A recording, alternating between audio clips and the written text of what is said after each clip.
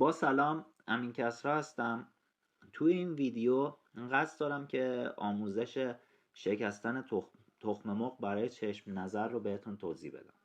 خب، تخم مرغ برای از بین بردن چشم نظر بعد از ریختن خون قربانی یا همون حیوانی که ذبح میکنن،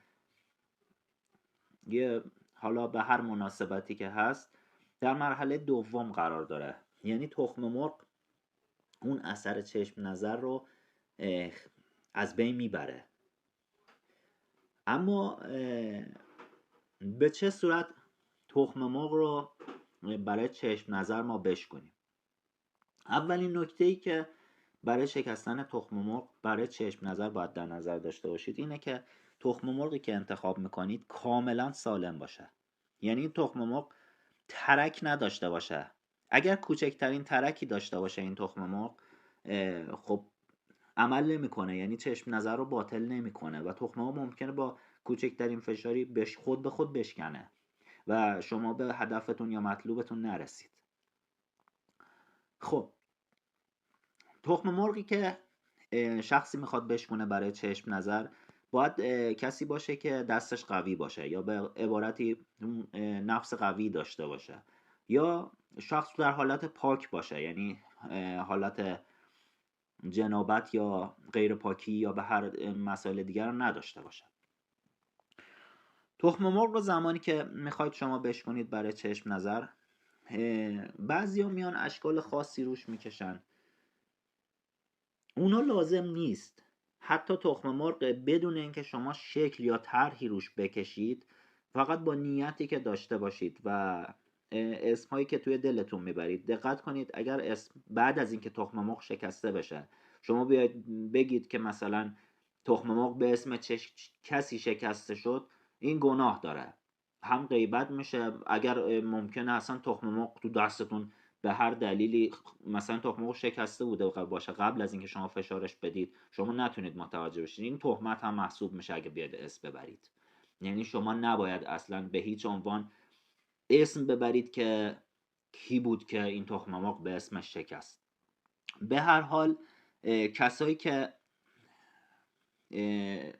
علوم غریبه کار کردن یا توانایی خاصی دارن، از طرق خودشون متوجه چشم زخم میتونن بشن و یا این رو به روش های باطل بکنن. حالا ما نمیخوایم این بحث ها رو اینجا باز بکنیم. تخم مرغ رو، روشی که من مد نظر دارم اینه که میایید در قسمت بالا، در این قسمت یه دایره میکشید و در قسمت انتها یه دایره و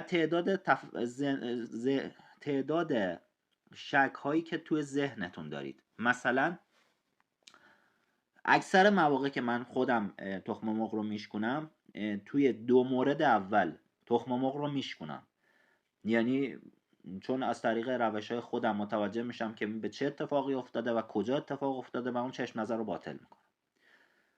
من مثلا 2 تا زبدر اینجا، یه دونه اینجا میزنم، یه دونه اینور تخم مرغ رو دقت بکنید. تخم مرغ وقتی برای چشم نظر میشکنید، بعضیا میان پول میذارن، بعضیا اسفند میریزن. حالا من کاری به روش اونا ندارم، من فقط روش ساده‌شو میخوام بهتون توضیح بدم. تخم مرغ رو داخل مشمع میذارید. اکثرا زمانی که من خودم برای چشم نظر این کار رو انجام میدم، تخم مرغ رو داخل چند تا مشمع میذارم.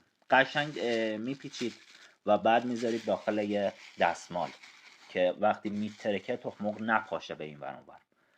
بعد میاید تخم مرغ رو تو دستتون 2 دستی میگیرید و اسمهایی که مد نظرتونه انقدر فشار میدید تا به اون اسم مورد نظر این بشکنه این تخم مرغ. این روش دفع چشم زخم توسط تخم مرغ. حالا خیلی هم میان میگن اینا خرافاته، نمیدونم همش خرافاته و نمیدونم. این حرفا رو من کاری ندارم، فقط این رو بگم که تخم مرغ خیلی قویه، برای چشم نظر رو به شدت از بین میبره. روش های دیگه ای هم هست که اونا رو من انجام میدم، اما تخم مرغ ساده ترین راه برای از بین بردن چشم نظره.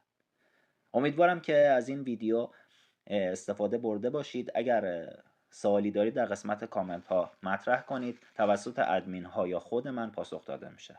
موفق باشید.